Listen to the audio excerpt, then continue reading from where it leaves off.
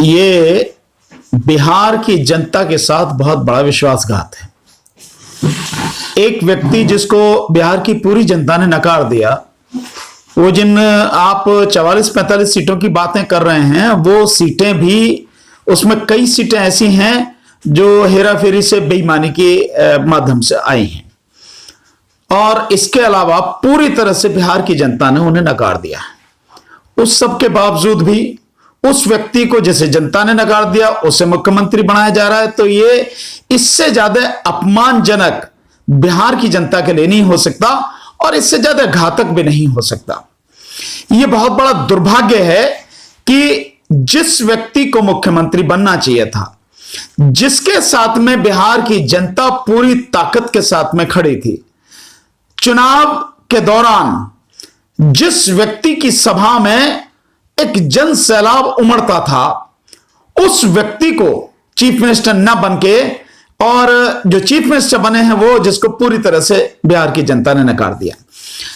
मैं इस विषय में यह कहूंगा कि इस विषय में तेजस्वी यादव की तरफ से थोड़ी सी जो इस बात का, इस बेईमानी का जो ईवीएम के माध्यम से हुई है, वहां के लोकल शासन प्रशासन के माध्यम से की गई है, वहां के इलेक्शन कमीशन द्वारा की गई है, इलेक्शन ऑफिसर्स द्वारा की गई है, रिटर्निंग ऑफिसर द्वारा जो की गई है, इसमें जिस तरह की थोड़ी सी मतलब ढील आई तेजस्वी यादव की तरफ से दिखी, ये न दिख के अगर इसका जबरदस्त तरीके से विरोध किया जाता और एक सीधा सीधा आह्वान तेजस्वी यादव द्वारा बिहार की जनता को कहा जाता, ये किया जाता कि मैं यहां बैठा हूं, इस रिजल्ट को जब तक दोबारा से काउंटिंग नहीं हो जाएगी, जो बेईमानी हुई है ईवीएम के माध्यम से और जो बेईमानी बैलेट पेपर्स वगैरह में हुई है, जिस तरह से जो पोस्टल बैलेट हैं उनके माध्यम से जो गड़बड़ी हुई है उनके गिनने में, अब प्रशासन द्वारा जो जीते हुए लोग हैं उनकी बजाय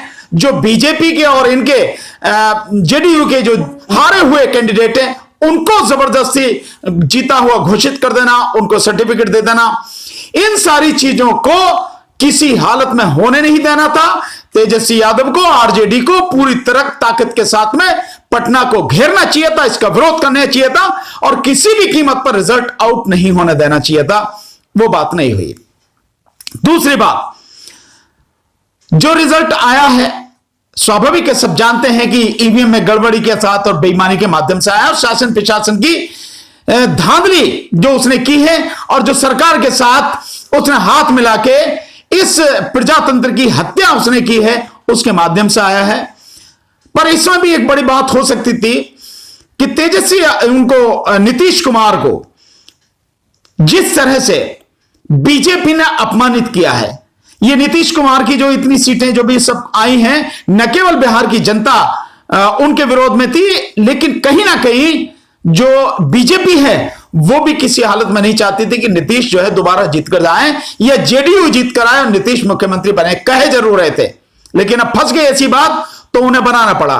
पर अगर नीतीश जी में जरा सी भी एक राजनीतिक सोच या समझदारी, ये यूं कहो कि परिस्थितियों को समझने की अगर उनमें गंभीरता होती, तो उनके लिए सबसे बड़ा फैसला ये होता मुख्यमंत्री पद। मैं समझता हूं उनके इस फैसले को अगर वो ऐसा करते, अभी भी कर सकते हैं, अगर वो ऐसा करते तो मुख्यमंत्री पद उनके सामने कुछ नहीं, बहुत बौना हो जाता, बहुत छोटा हो जाता, और नीतीश कुमार केवल बिहार में नहीं, मैं कह सकता हूं पूरे भारत में उनकी एक जबरदस्त छवि बनती, वो पूजे जाते, ये स्थिति बन जाती।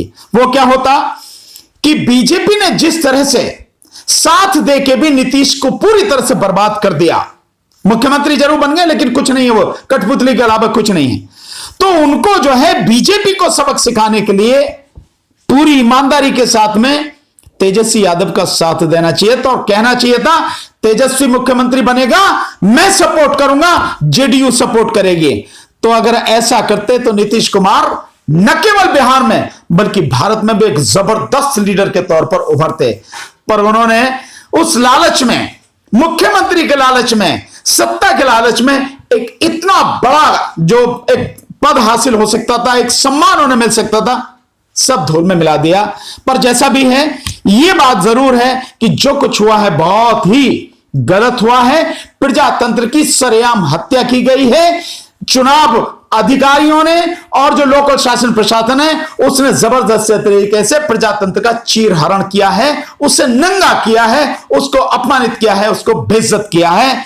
वरना परिणाम तो हर सूरत में तेजस्वी यादव के पक्ष में जाते हैं। चलिए ठीक है सर, अब नीतीश कुमार की सत्ता वहां पे बन गई है, शपथ भी ले चुके हैं सर। कैसे देखते हैं आप कि जो उनका मैनिफेस्टो रहा है, बीजेपी का भी रहा है, एनडीए का जो मैनिफेस्टो रहा है कि 19 लाख लोगों को रोजगार देंगे, नौकरियां देंगे, कैसे देखते हैं आप कि एक तरफ देखा जा रहा था कि 10 लाख नौकरियों को देखते हो, पहले ही मीटिंग में सिग्नेचर करने की बात की जा रही थी, क्या लगता है आपको कि ठीक उसी तरीके से 19 लाख लोगों को नौकरी देने की बात की जाएगी? किसी कीमत पर नहीं, 19 लाख तो बहुत दूर की बात है। एक बात वो ये भी कह रहे हैं कि करीब 4-4.5 लाख जो सरकारी नौकरियों में पद रिक्त पड़े हैं हम उनको भरेंगे, ये वो कह रहे हैं। पर मैं दावे के साथ कह रहा हूं वो 1 लाख लोगों को भी रोजगार नहीं देंगे। आप लिख लेना मेरी बात, क्यों नहीं देंगे? आप उनके जो जिस समय चुनाव हो रहा था उसी सारी चीज का आकलन कर लीजिए आप। 10 लाख रोजगार देने की बात तेजस्वी यादव ने की, नीतीश कुमार ने, आप देखेंगे पूरे कैंपेन में कहीं भी एक भी नौकरी देने की बात नहीं कही, और वो मुख्यमंत्री हैं। तो कैसे कह सकते हैं कि वो एक भी व्यक्ति को नौकरी देंगे?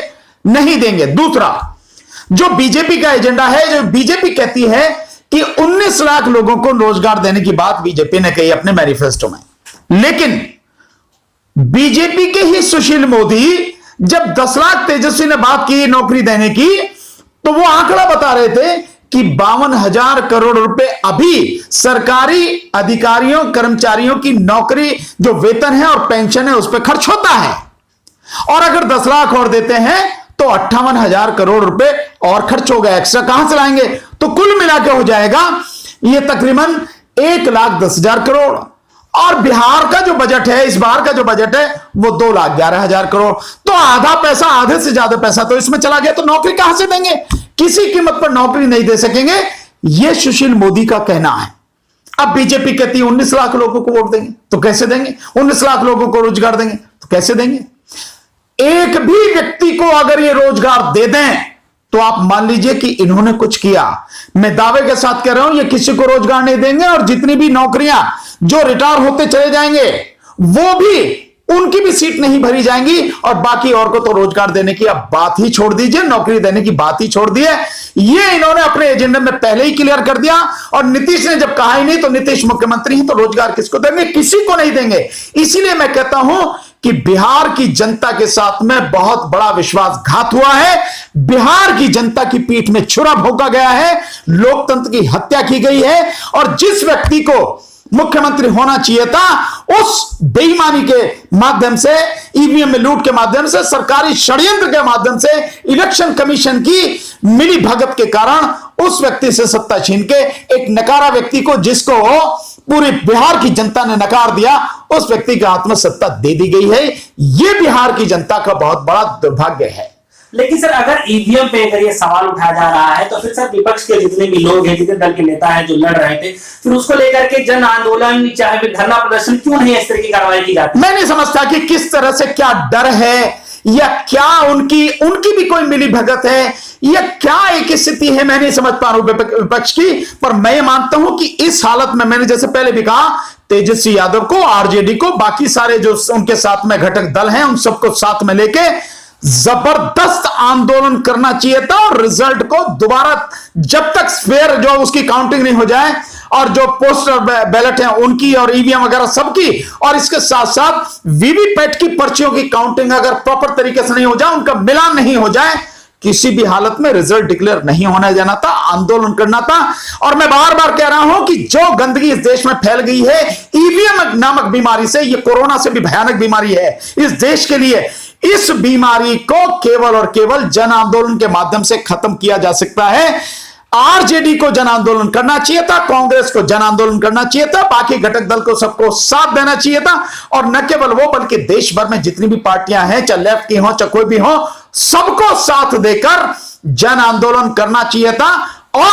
और भी, और अगर कुछ नहीं होता तो दोबारा से चुनाव बैलेट पेपर से कराने के लिए उन्हें संघर्ष करना चाहिए था, जो नहीं हुआ। इसका मुझे कम से कम बहुत अफसोस है। होना चाहिए, लेकिन सामने परिस्थिति बड़ी अजीब सी परिस्थिति है।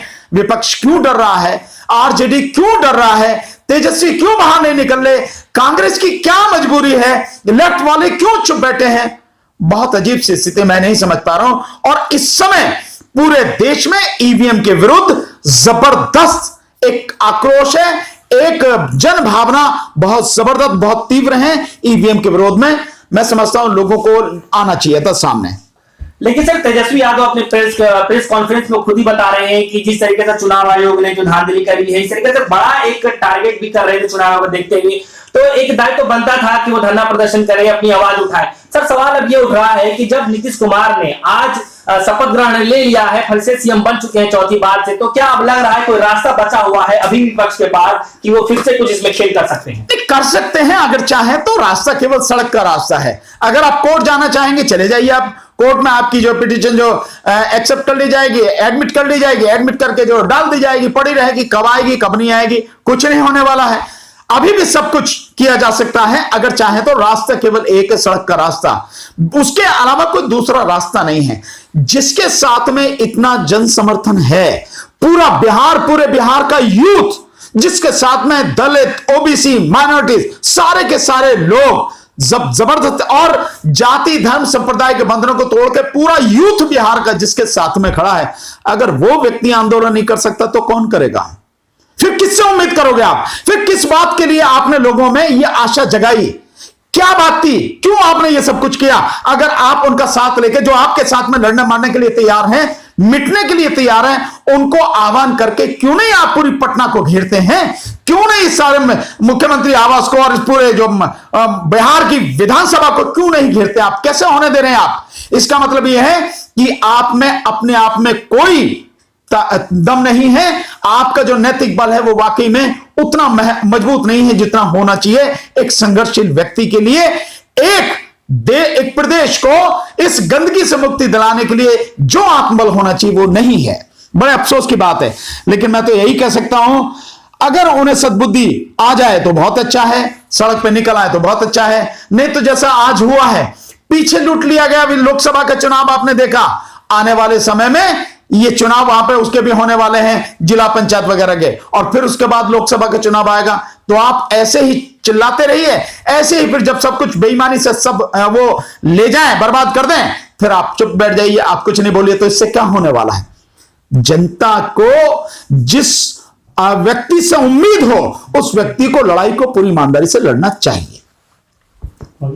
और मैं एक चीज आपको और बता देना चाहता हूं, खैर वो नहीं कर रहे, हम नहीं जानते, लेकिन हम लोग पूरी ताकत के साथ में 26 नवंबर को इस भाजपा सरकार की, जो केंद्र सरकार है या राज्य सरकार है, जहां भी हैं, इन भाजपा सरकार, मोदी सरकार के विरोध में उनकी जो जन विरोधी नीतियां हैं, जन विरोधी कार्य हैं, चाहे वो शिक्षा के क्षेत्र में हो, चाहे वो मेडिकल के क्षेत्र में हो, चाहे वो महिलाओं की सुरक्षा के क्षेत्र में हो, चाहे किसानों के में, चाहे मजदूरों के में, चाहे निजीकरण के में, चाहे यूएपीए और सीए, यूएपीए और एनएसए कानून के मिसयूज के उसमें हो, चाहे वो सीए एनआरसी के विरोध में हो, जो भी ये सारी की सारी चीजें हैं, इस सरकार की तमाम जन विरोधी नीतियों को लेकर हम लोग आंदोलन कर रहे हैं। जिसमें सबसे ऊपर जो मुद्दा है, हमारा टॉप का मुद्दा है, वो है ईवीएम का मुद्दा।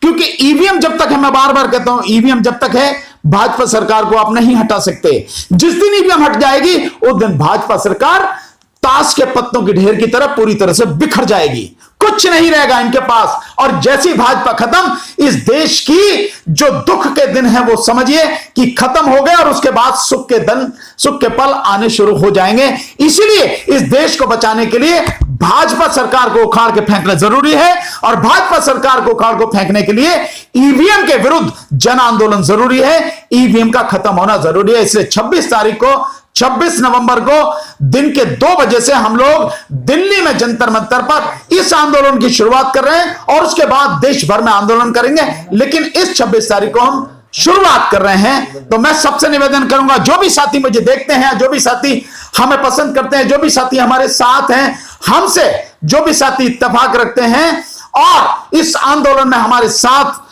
खड़े हैं, मैं उनसे कहूंगा कि वो वाकई में सड़क पर निकल कर आए।